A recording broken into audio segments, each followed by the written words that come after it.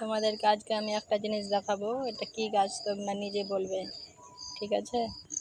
এখন সেই গাছটা দেখানোর জন্য আমি চলে এসেছি। এই যে দেখো, গাছটা আমি নিজেও জানতাম না কি গাছ, তো তার মধ্যে দেখে নাও। এই গাছটা আমি সকালবেলায় দেখলাম, তার জন্য তোমাদেরকে দেখাতে চলে এলাম। এই যে দেখো,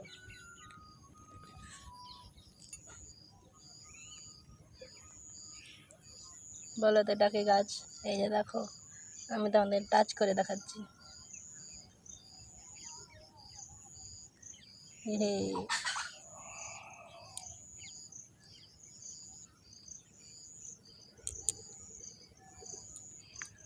কি সুন্দর না?